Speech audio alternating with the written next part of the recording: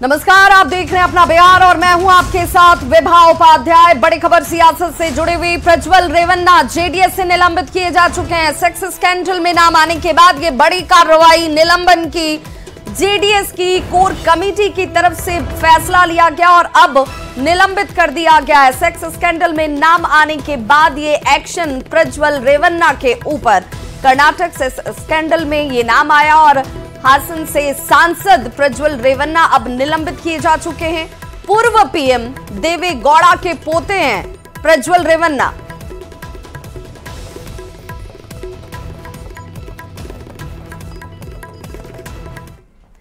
तो पूर्व प्रधानमंत्री एचडी देवगौड़ा के पोते रेवन्ना का सेक्स स्कैंडल सामने आने के बाद राजनीति में जैसे भूचाल समझ गया हो। जेडीएस बीजेपी की सहयोगी पार्टी है और ऐसे में विपक्षी दल बीजेपी को अब अपने लपेटे में ले रहे हैं, जिस पर केंद्रीय गृह मंत्री अमित शाह ने साफ कर दिया कि महिलाओं के साथ ऐसी घटना किसी भी सूरत में बर्दाश्त नहीं की जा सकती है। बीजेपी इसमें जांच के पक्ष में है और आरोपी के खिलाफ कठोर कार्रवाई चाहती है। अमित शाह ने अश्लील वीडियो जारी होने की टाइमिंग पर भी सवाल उठाए हैं। साथ ही कहा कि कर्नाटक में सरकार कांग्रेस की है, ऐसे में हम पर उंगली उठाने की बजाय राज्य सरकार को इस मामले की गहनता से जांच करानी चाहिए। का जो समाचार पत्रों में और चैनलों में चल रहा है वो बिल्कुल आघातजनक है। ऐसा सहन किया ही नहीं जा सकता और भारतीय जनता पार्टी का स्टैंड बहुत स्पष्ट है। हम देश की मातृशक्ति के साथ खड़े हैं, देश की नारी शक्ति के साथ खड़े हैं। नरेंद्र मोदी जी का पूरे देश को एक कमिटमेंट है कि कहीं पर भी मातृशक्ति के अपमान को सहन नहीं किया जाना। परंतु कांग्रेस पार्टी जो हम पर आरोप लगाना चाहती है, मैं छोटी सी बात पूछना चाहता हूं, वहां सरकार किसकी है? सरकार कांग्रेस पार्टी की है। फेक वीडियो आपके ध्यान में ही होंगे क्योंकि टाइम पर रिलीज किए गए हैं।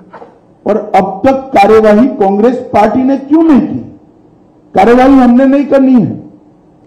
ये लॉ एंड ऑर्डर का इश्यू स्टेट का इश्यू है। प्रियंका जी हमसे सवाल पूछ रही है, मैं प्रियंका जी को कहना चाहता हूं, नरेंद्र मोदी जी और मुझसे सवाल पूछने की जगह आपके मुख्यमंत्री उप मुख्यमंत्री को सवाल करिए कि आपकी सरकार क्या कर रही है, क्यों जांच नहीं हो रही है। हम जांच के पक्ष में है, कठोर से कठोर कदम उठाने चाहिए। ये भारतीय जनता पार्टी का स्टैंड अपर है और उसमें कोई कंफ्यूजन भारतीय जनता पार्टी में किसी स्तर पर नहीं है।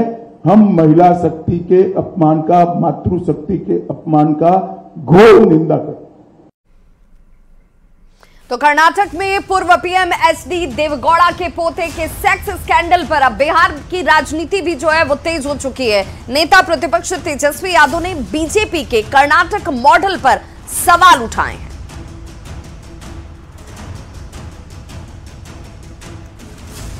का मॉडल आपने देख लिया, प्रधानमंत्री का क्या है? कहाँ है भाई? 250 बहनों के साथ 2500 बहनों के साथ शोषण हुआ, क्यों नहीं बोल रहे भाई? कहाँ गया? आप कहते थे रक्षा कीजिएगा, राखी बंधवाते थे, नारी शक्ति हो या अलग अलग बातें वो कहा करते थे। अब कहाँ गायब हो गए प्रधानमंत्री? आरक्षण के मुद्दे पर केंद्रीय गृह मंत्री अमित शाह ने कांग्रेस पर जोरदार और बड़ा हमला किया है। गुवाहाटी में अमित शाह ने कहा कि कांग्रेस मेरा एक फेक वीडियो वायरल कर झूठ फैला रही है। अमित शाह ने आरक्षण खत्म करने के आरोपों को पूरी तरह से निराधार बताया और कहा कि धार्मिक आधार पर आरक्षण देश के संविधान के ही खिलाफ है। अमित शाह ने कहा कि एससी, एसटी और ओबीसी आरक्षण में कांग्रेस ने डाका डाला है। अमित शाह ने यह भी कहा कि जब भी इन राज्यों में हमारी सरकार आएगी, हम धर्म के आधार पर आरक्षण को खत्म करेंगे और इन राज्यों में एससी, एसटी और ओबीसी को न्याय दिलाएंगे।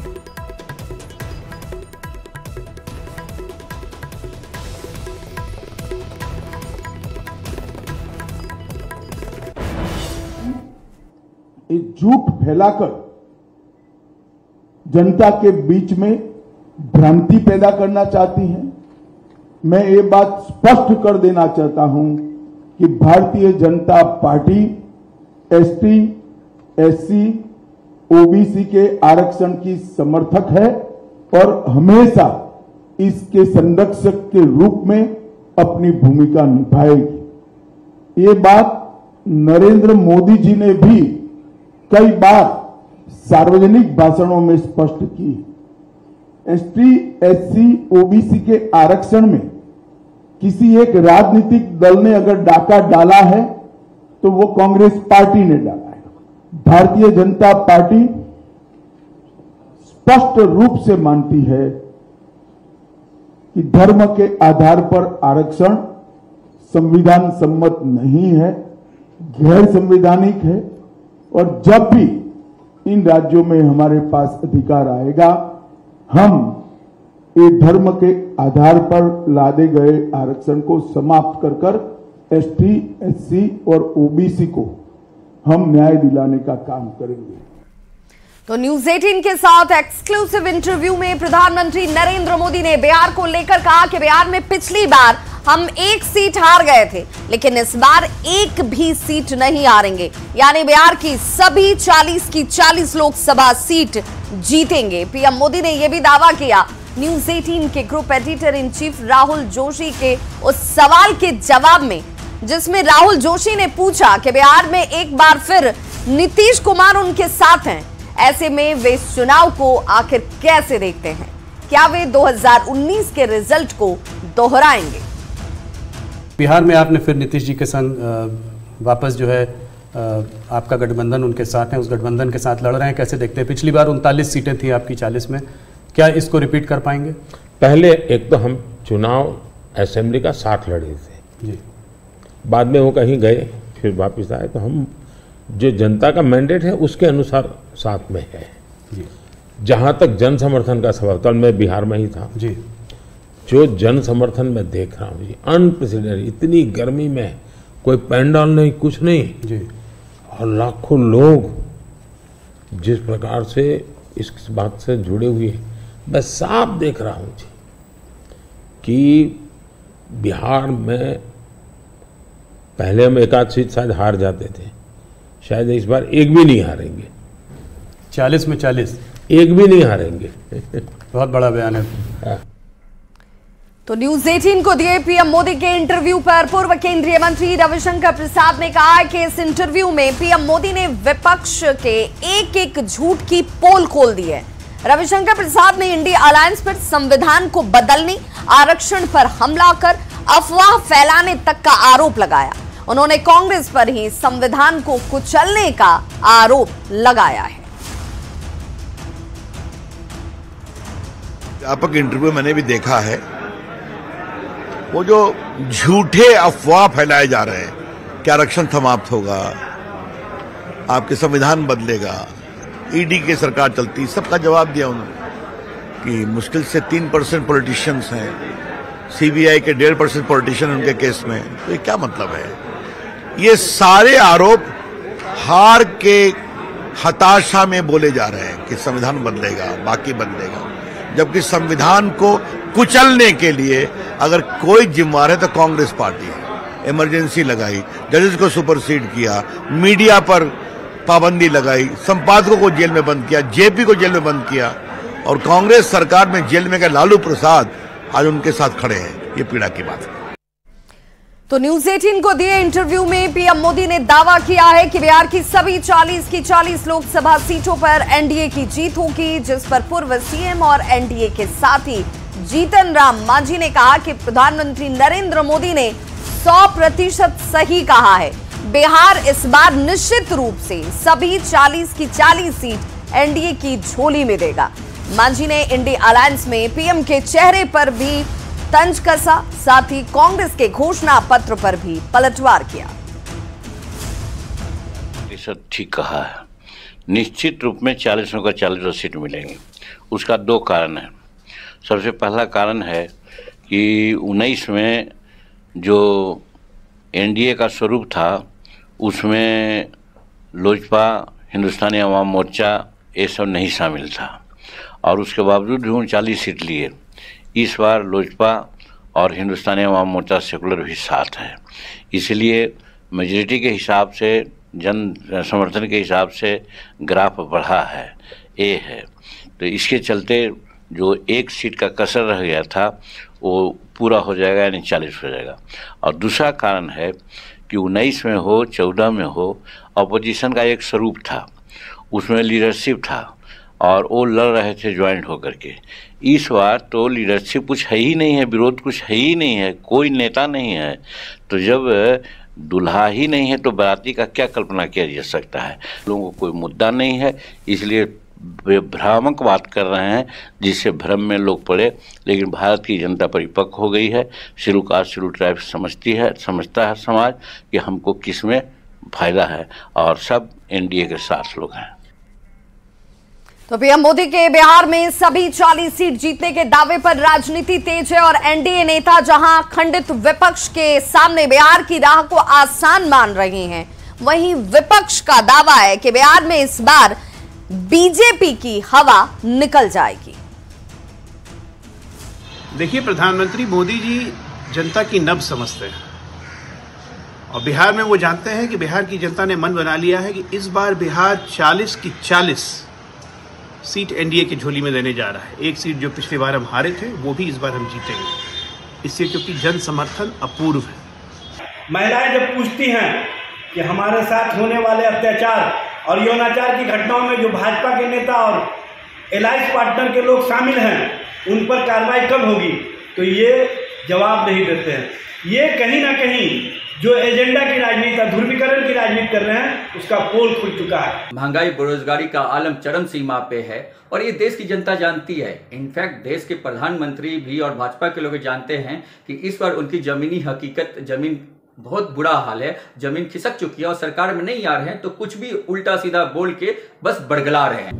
न्यूज 18 के इंटरव्यू में माननीय प्रधानमंत्री जी ने बिल्कुल सही कहा है कि हम लोग बिहार में 40 का 40 सीट हर हाल में जीतने वाले हैं, इसलिए कि पिछली बार हम लोग 40 में 39 सीट जीते थे। इस बार माननीय प्रधानमंत्री जी के कामों के प्रयास से, माननीय मुख्यमंत्री जी के प्रयास से हम लोग बिहार में हर हाल में 40 सीट जीतने वाले हैं। और माननीय प्रधानमंत्री ने न्यूज 18 पर यह भी इंटरव्यू दिया कि जिस तरह से कांग्रेस आरोप लगाती है कि ईडी और सीबीआई इनका इलेक्शन लड़ते हैं, तो ये हम समझते हैं कि काफी दुखद है। हम तो ये भी कहना चाहते हैं कि उनके पास भी ईडी और सीबीआई था और ईडी और सीबीआई का वो काहे ने दुरुपयोग किए थे, उपयोग किए थे, ये तो काफी दुखद आरोप है।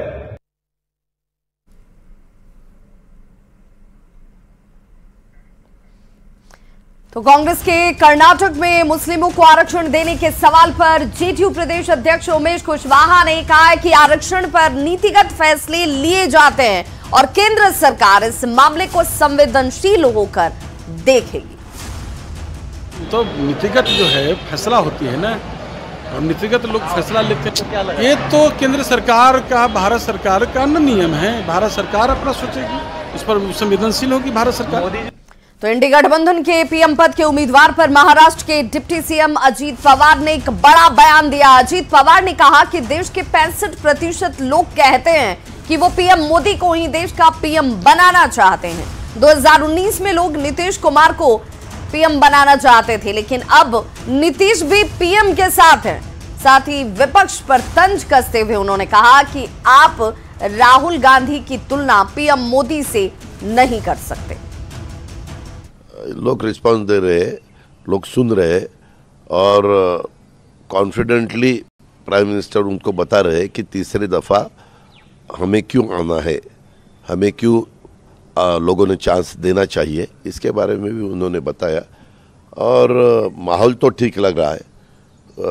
जब वोट, लेकिन पहले फेज़ में वोटिंग बहुत कम हुआ, तब थोड़े सब सोचने लगे।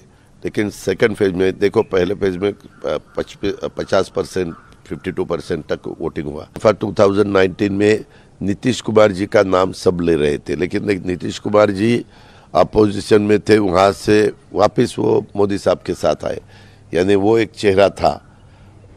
पिछले दफ़ा 2019 का चुनाव आप याद करो, उसमें उनका नाम था, तो वैसा अभी तो किसी का नाम नहीं लगता। राहुल गांधी जी की भी जो पिछले 15 साल या 20 साल हो गए वो मेंबर ऑफ पार्लियामेंट है, शायद 15 साल हो गए। और यहाँ मोदी साहब के 10 साल एज अ पार्लियामेंट का काम के बारे में, स्टेट में तो उन्होंने गुजरात का काम किया, वो काम लोगों को अच्छा लगा और इसीलिए वो सेंट्रल में पॉलिटिक्स करने के लिए आए और देश के प्रधानमंत्री बने। तो राहुल जी की और मोदी साहब की आप तुलना ही नहीं कर सकते। मुख्यमंत्री नीतीश कुमार ने कल एक चुनावी सभा में मुसलमानों से अपील की थी कि अगर एनडीए को वोट नहीं किए तो बिहार में 2005 के पहले वाली स्थिति हो जाएगी, जिस पर तेजस्वी यादव ने पलटवार किया है। तेजस्वी यादव ने कहा कि ये लोग घबराए हुए लोग हैं, बिहार में एनडीए का सफाया हो चुका है और इसीलिए ये लोग डराने धमकाने वाली बातें कर रहे हैं। नीतीश जी ने कहा, मुसलमानों से कल कहा एक चुनावी सभा में कि अगर आप हमें वोट नहीं दोगे तो आप समझ जाओ आपका हाल 2005 से पहले वाला हो जाएगा। अब उन पे अब क्या बोले, क्या स्थिति हो रही है, ये तो डराने धमकाने वाली बात है। लेकिन हम तो यही आग्रह करेंगे कि इस बार इन लोगों का बिहार में हालत बहुत खराब है। एनडीए का सफाया बिहार से हो चुका है और पूरी तरीके से ये लोग घबराए हैं, बौखलाए हैं और इस तरह का बयान जो है दे रहे हैं। और आरजेडी ने लोकसभा चुनाव को लेकर कैंपेन सॉन्ग लॉन्च कर दिया है। पटना आरजेडी कार्यालय में ये वीडियो जारी किया गया जिसका थीम है अपना तेजस्वी धन्यवाद तेजस्वी। इस मौके पर आरजेडी के राष्ट्रीय प्रवक्ता और राज्यसभा सांसद मनोज झा ने पीएम मोदी पर कई गंभीर आरोप लगाए। मनोज झा ने कहा कि प्रधानमंत्री ने संविधान पर कुठाराघात किया है और लोकतंत्र में जनता के अधिकारों को छीनने का प्रयास किया जा रहा है। मनोज झा ने आरक्षण के मुद्दे पर भी प्रधानमंत्री पर झूठ बोलने का आरोप लगाया। मनोज झा ने कहा कि अगर 5 लाख नौकरी देना जंगल राज है तो ऐसा ही जंगल राज बनाने की अपील की। की टीम कहती है कि हम संविधान नहीं बदलेंगे, आपने इस पर कुठाराघात किया है। भारत के संविधान पर आपने कुठाराघात किया है। सूरत के लोगों को बिना वोट किए हुए आपने सांसद किया। इंदौर में आपने बिना वोट किए सांसद किया।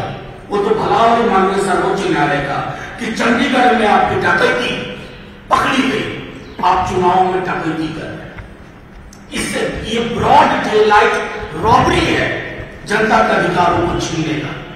इससे ज्यादा असत्य वचन बोलने वाला प्रधानमंत्री मैंने आज तक नहीं देखा। कौन सा रिजर्वेशन दिया किसको? झूठी बात है। जिन लोगों ने कोशिश की वो दे दो कर आपके साथ। क्या बात कर रहे हैं? आपके सवाल प्रधानमंत्री से पूछिए कि झूठ क्यों बोल रहे हैं और सलीके से झूठ बोल रहे हैं। इनहेरिटेंस टैक्स कहीं पढ़ा आपने कांग्रेस के घोषणा पत्र में? अगर 5 लाख नौकरी देना जंगल राज का प्रतीक है तो मैं चाहता हूं आप भी ऐसा जंगल राज बनाइए।